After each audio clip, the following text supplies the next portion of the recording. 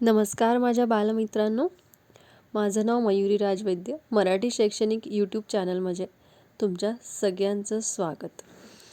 मी मयुरी राजवैद्य आणि तुम्ही सर्वांचं शिकू आनंदाने आमच्या मराठी शैक्षणिक यूट्यूब चॅनलवर मनपूर्वक स्वागत आहे.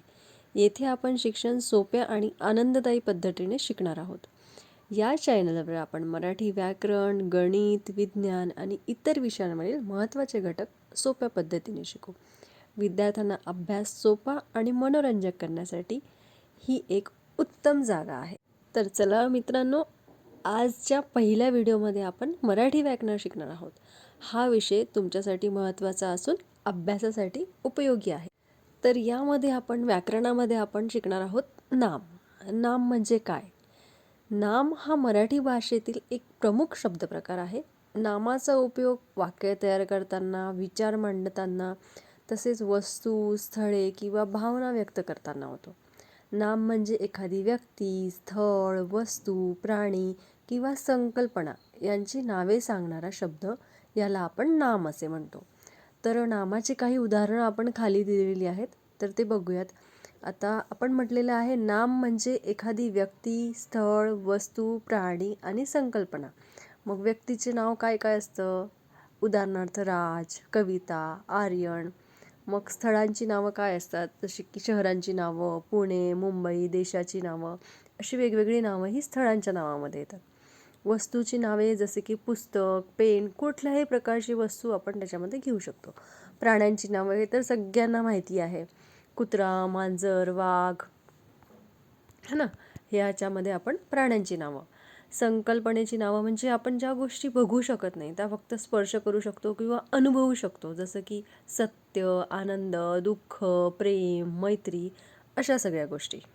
तर ही आपण बघितलेली आहे आत्ता नामाची उदाहरणं. पुढची आपली स्लाईड आहे नामाचे प्रकार. आत्ता आपण बघितलं नाम म्हणजे काय. आता आपण बघणार आहोत नामाचे प्रकार कोणते कोणते असतात. तर नामाचे आपले 3 प्रकार आहेत.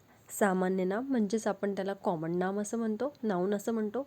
विशेष नाम म्हणजे प्रॉपर नाऊन आणि भाववाचक नाम, असे हे नामाचे आपले 3 प्रकार आहेत. तर आता सगळ्यात आधी आपण बघणार आहोत सामान्य नाम, कॉमन नाऊन. सामान्य नाम म्हणजे काय? सामान्य नाम म्हणजे सर्वसामान्य गटातील व्यक्ती, वस्तू, प्राणी किंवा स्थळ यांना सूचित करणारे नाम. याचा उपयोग विशिष्ट नाव न सांगता त्या प्रकारातील सर्व गोष्टींमध्ये होतो. जसे की गट किंवा प्रकार सूचित करणे, व्यक्ती, वस्तू किंवा प्राणी यांचं साधारण स्वरूपातील वापरले जाते.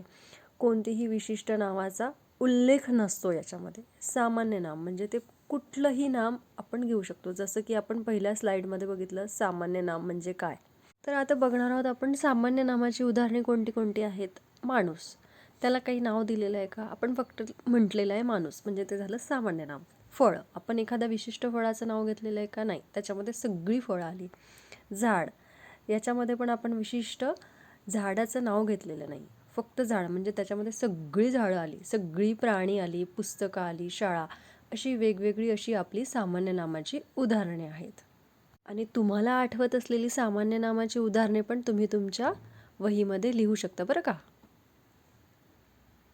आता आपण बघणार आहोत वाक्य आणि त्या वाक्यातली आपल्याला सामान्य नामे शोधायची आहेत. तर पहिलं वाक्य आपलं आहे शाळेत मुले अभ्यास करतात. तर याच्यातलं सामान्य नाम कुठलं असणार आहे? शाळा, मुले, है ना. एका वाक्यामध्ये एकापेक्षा अधिक सामान्य नामही असू शकतात. झाडे आपल्याला सावली देतात. झाडे हे काय झालं? सामान्य नाम. एका विशिष्ट झाडाचं नाव तिथे सांगितलेलं आहे का आपल्याला? नाही, तिथे फक्त म्हटलेलं आहे झाडे, म्हणजे त्याच्यामध्ये कुठलंही झाड असू शकतं. प्राणी जंगलात राहतात. आता याच्यामध्ये किती सामान्य नामं आली आहेत? 2. प्राणी, विशिष्ट प्राण्याचं नाव सांगितलेलं आहे का? नाही. विशिष्ट जंगलाचं नाव सांगितलेलं आहे का? नाही. तर एका वाक्यामध्ये एकापेक्षा अधिक सामान्य नाम असू शकतात. अशी आपण आता किती 3 उदाहरणे आपण बघितली. त्याच्यामधले आपण सामान्य नाम कुठले आहे ते आपण खाली वहीच्यामध्ये दिलेलं आहे. तर अशा प्रकारची तुम्ही तुमच्या आणि वाक्य घेऊन त्याच्यातली सामान्य नामे पण ओळखू शकता. आणि पुढील स्लाईडमध्ये आपण तुम्हाला सामान्य नामांची सरावांसाठीचे प्रश्न दिलेले आहेत, ते तुम्हाला सोडवून कमेंटमध्ये लिहायचे आहेत.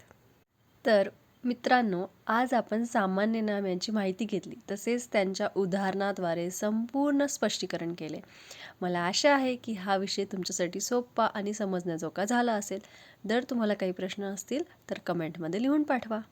आणि बरं का मुलांनो, जर तुम्हाला हा व्हिडिओ उपयोगी वाटत असेल तर लाईक करा, तुमच्या मित्रांसोबत शेअर करा आणि आमच्या चॅनलला सबस्क्राईब करा.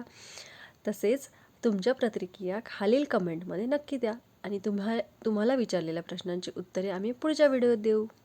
आणि बरं का मित्रांनो, पुढील व्हिडिओमध्ये आपण मराठी व्याकरणातील आणखी एक महत्त्वाचा विषय शिकणार आहोत. त्यामुळे पुढील व्हिडिओसाठी सज्ज राहा, अभ्यास करत राहा.